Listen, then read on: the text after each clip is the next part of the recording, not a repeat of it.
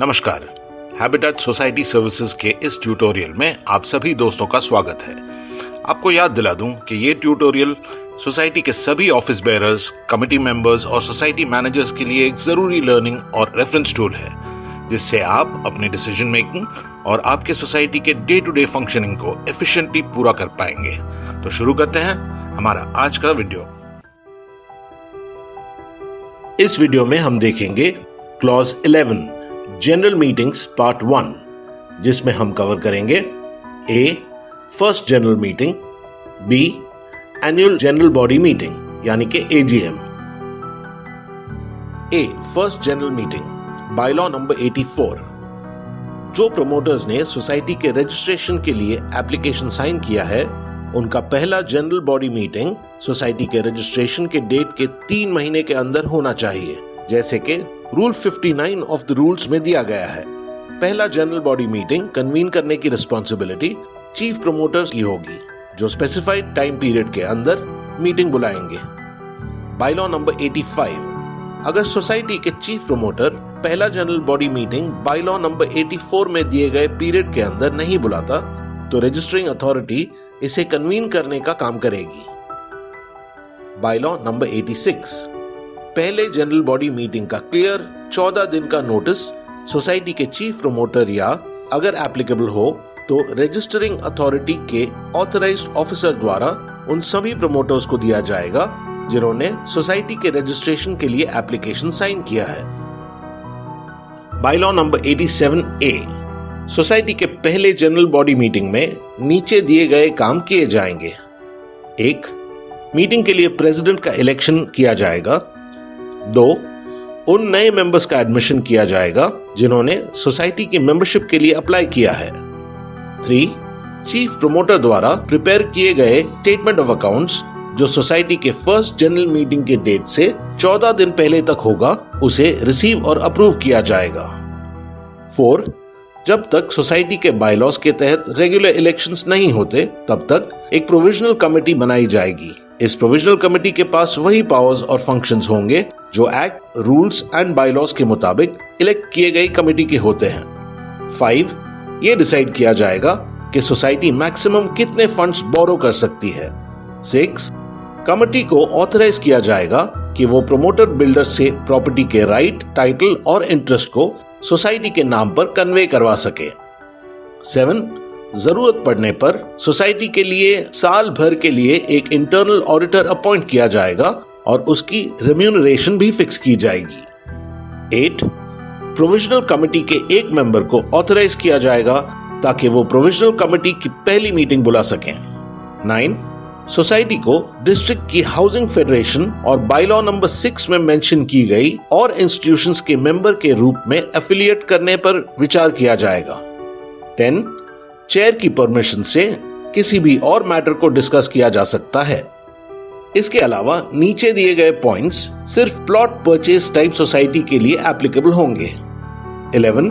Society के chief promoter की report को रिव्यू और अप्रूव किया जाएगा जो कंस्ट्रक्शन स्कीम के फाइनेंशियल और फिजिकल एस्पेक्ट से रिलेटेड किए गए काम और फ्यूचर में किए जाने वाले काम के बारे में होगा। 12.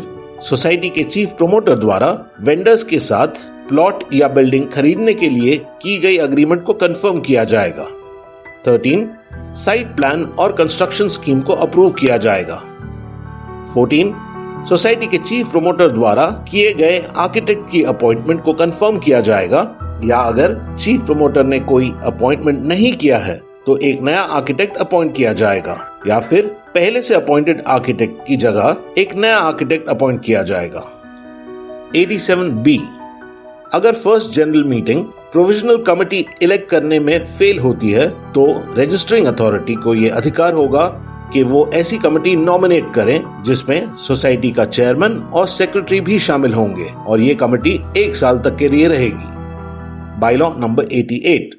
जो व्यक्ति फर्स्ट जनरल मीटिंग को प्रिसाइड करेगा वो मीटिंग के मिनट्स रिकॉर्ड करेगा, उन्हें साइन करेगा और उन्हें सोसाइटी के सेक्रेटरी को देगा, जो या तो प्रोविजनल कमेटी की पहली मीटिंग में इलेक्टेड होगा या फिर रजिस्ट्रेशन अथॉरिटी के द्वारा बायलॉ नंबर 87B के तहत नॉमिनेट किया गया होगा।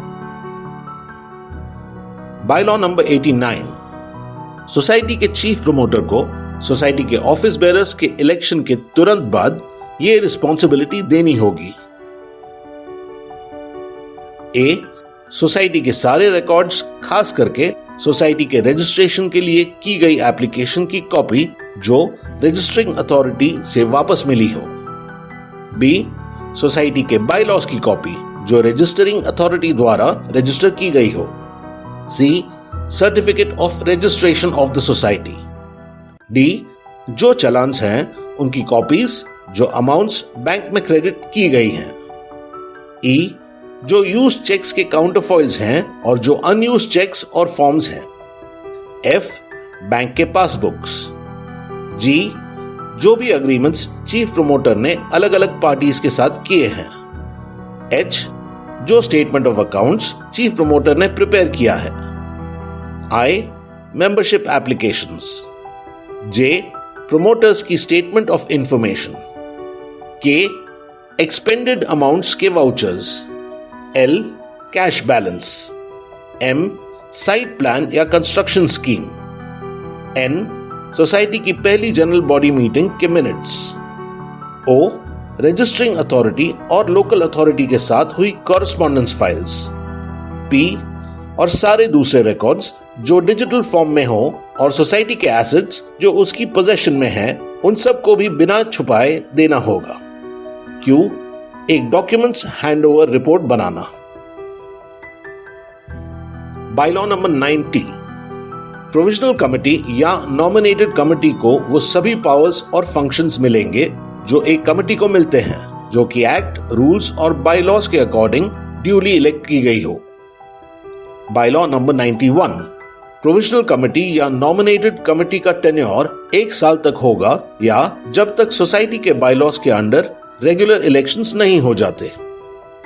बायलॉ नंबर 92, प्रोविजनल कमेटी या नॉमिनेटेड कमेटी के चेयरमैन को अपने टेन्योर के एंड पर नए इलेक्टेड कमेटी के पहले मीटिंग के वक्त सोसाइटी के सारे एसेट्स, डॉक्यूमेंट्स और पेपर्स का चार्ज नए चेयरमैन को देना होगा और अपने पास कुछ भी नहीं रखना है, इंक्लूडिंग वो रिकॉर्ड जो बायलॉ नंबर 89 के अंडर मेंशन किया गया है।